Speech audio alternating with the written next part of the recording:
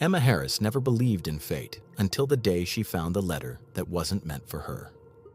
It was a Tuesday morning in October when she moved into the old Victorian house on Maple Street. The previous owner had died 6 months earlier, an elderly woman named Margaret Chen who had no living relatives. The estate sale had been quick, the house sold cheap, and Emma thought she had found the perfect place to start over after her divorce. The letter was hidden behind a loose floorboard in the master bedroom closet. Emma only discovered it because her cat Shadow had been scratching at that exact spot for 3 days straight, driving her insane with the noise. When she finally pried up the board to see what was underneath, she found a small metal box, rusted at the edges but still sealed tight. Inside the box was a single envelope, yellowed with age, addressed to someone named Claire Montgomery. The return address was smudged and unreadable, but it was the date that made Emma's hands shake, March 15th, 1987, 37 years ago. She should have left it alone. She should have thrown it away or donated it to some historical society.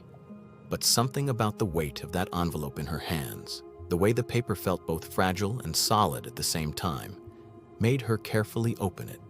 The letter inside was written in careful, precise handwriting. No greeting, no signature. Just 4 paragraphs that would haunt Emma for the rest of her life.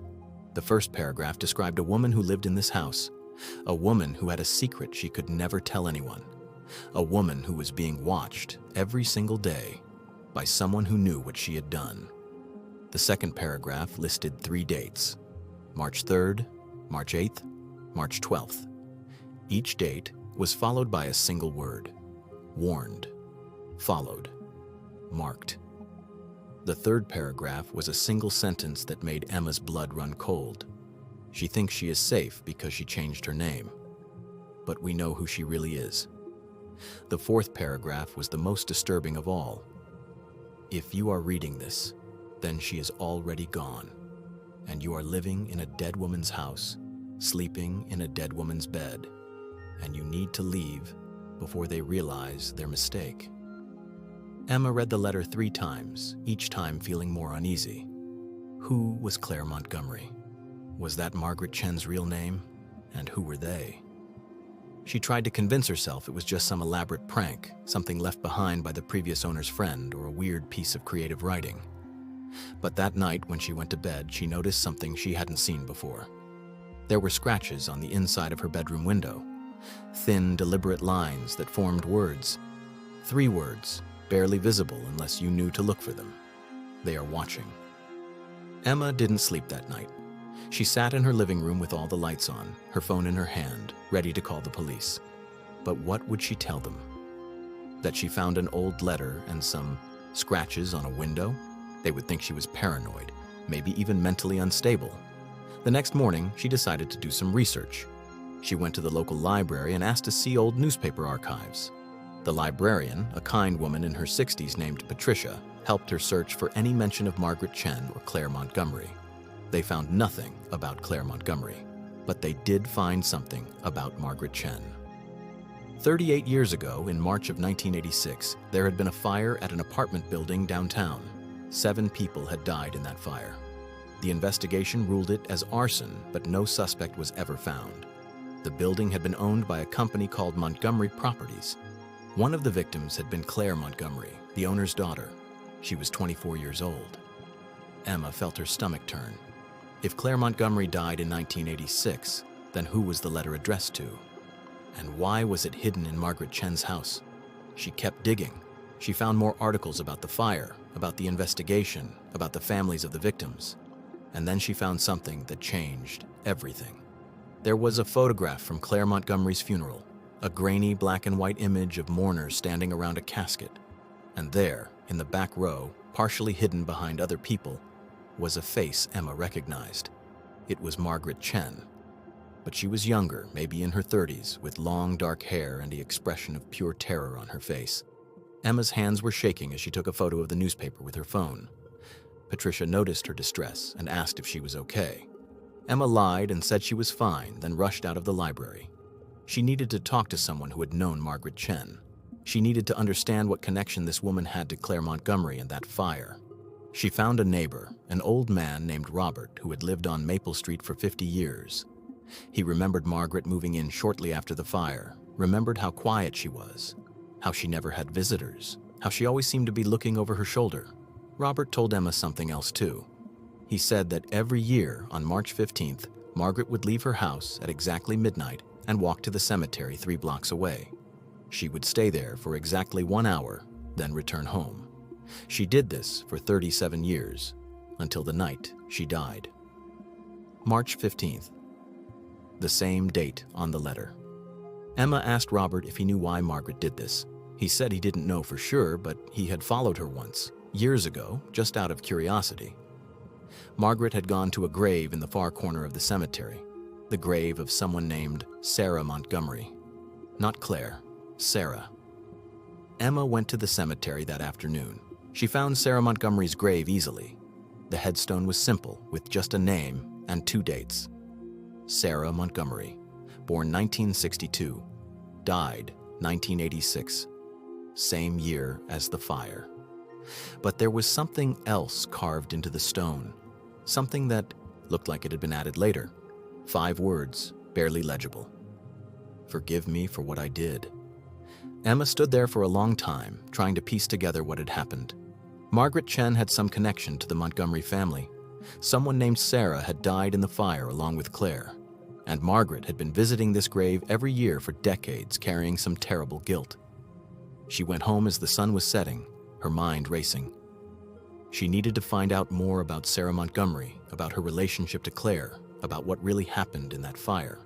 But when she opened her front door, she knew immediately that something was wrong. Her house had been searched. Drawers were open, cushions moved, books pulled from shelves. Someone had been here, looking for something. And they had been careful about it, trying to make it look like nothing had been disturbed. But Emma noticed. She always noticed details. The metal box was gone. The letter was gone. Even the loose floorboard had been nailed back down. Emma's phone rang, making her jump. Unknown number. She almost didn't answer, but something made her pick up. The voice on the other end was distorted, run through some kind of filter that made it sound neither male nor female, neither young nor old. Just a flat, emotionless voice that spoke 3 sentences. You should not have opened that letter. You should not have gone to the library. You should leave this house tonight and never come back. The call ended before Emma could respond. She stood in her living room, heart pounding, phone still pressed to her ear. Someone had been watching her. Someone knew exactly what she had been doing all day. Someone wanted her gone. But Emma Harris was not the kind of woman who ran away from things. Her divorce had taught her that. Her entire life had taught her that. So instead of packing her bags, she did something else. She went back to the library, this time after hours. Patricia had given her a key months ago, trusting her as a regular patron. Emma knew it was wrong, knew it was possibly illegal, but she had to find out the truth. She searched deeper into the archives, looking for anything about Sarah Montgomery. And finally, in a box of old police reports that had been digitized but never properly cataloged, she found it. Sarah Montgomery had not died in the fire. She had set the fire. The police report was detailed and horrifying. Sarah Montgomery had been Claire's younger sister, suffering from severe mental illness that the family had tried to hide. On the night of March 14, 1986, Sarah had broken into the apartment building that her family owned and started a fire in the basement. She wanted to destroy the building, to ruin her father's business, to hurt her family in the worst way possible. But she hadn't planned on people being inside. She hadn't planned on her own sister being there. Claire had been staying in one of the apartments that night, taking a break from the family mansion, trying to live a normal life. Claire Montgomery died in that fire, along with 6 other people. Sarah Montgomery died too, caught in the flames she had started. But there was a note at the bottom of the report, added 3 days later. A witness had come forward saying they saw 2 women matching Sarah's description near the building that night. One had gone inside, one had run away. The police had investigated but found no evidence of a second person. The case was closed. Sarah Montgomery was ruled the sole perpetrator, dead by her own actions. Except Margaret Chen's behavior suggested otherwise. Her guilt, her yearly visits to Sarah's grave, her hiding under a new name, the letter warning someone that they knew who she really was. Margaret Chen was the second woman. Margaret Chen had helped Sarah Montgomery start that fire. And then she had run, changed her identity, and spent the next 37 years living with the weight of 7 deaths on her conscience. Emma printed everything she found and put it in her bag. She left the library just as the sun was beginning to rise, exhausted but determined. She finally understood what had happened. But she still didn't know who had sent the letter or who was watching her now. She got her answer when she arrived home and found someone sitting on her front porch. It was a woman in her 60s with gray hair and tired eyes.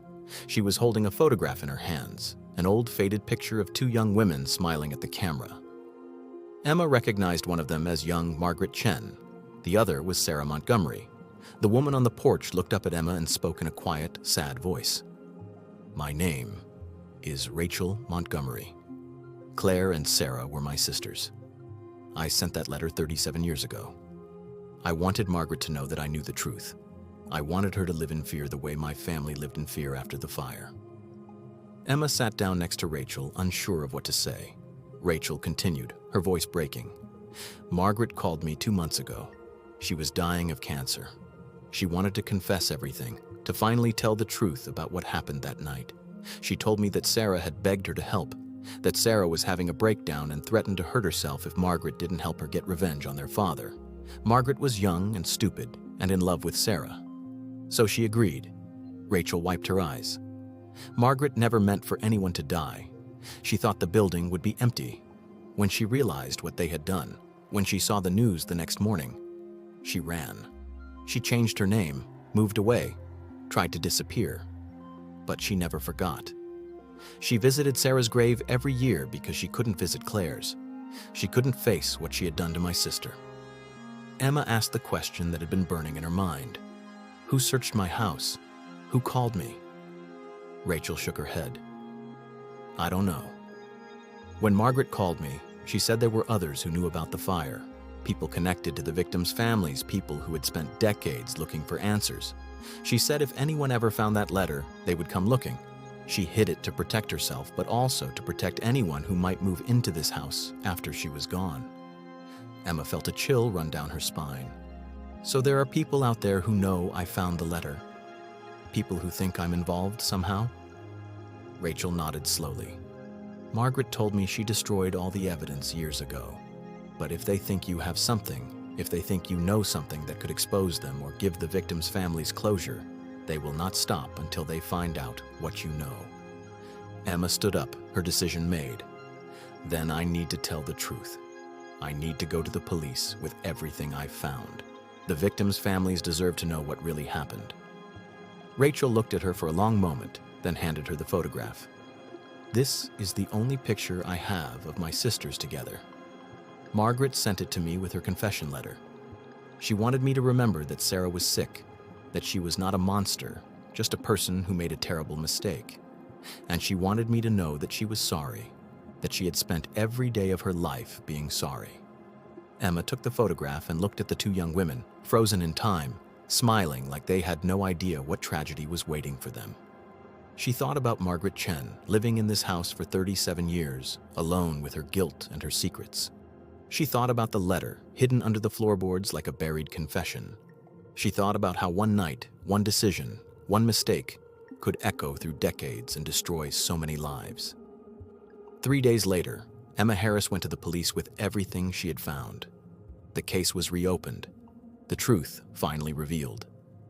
The families of the fire victims got their answers, got their closure, got some measure of peace after 38 years of questions. Rachel Montgomery thanked Emma with tears in her eyes and told her she was brave. The newspapers called her a hero for uncovering the truth. The people on Maple Street looked at her with new respect. But Emma didn't feel like a hero. She felt like someone who had opened a door that should have stayed closed, who had disturbed ghosts that should have been left to rest.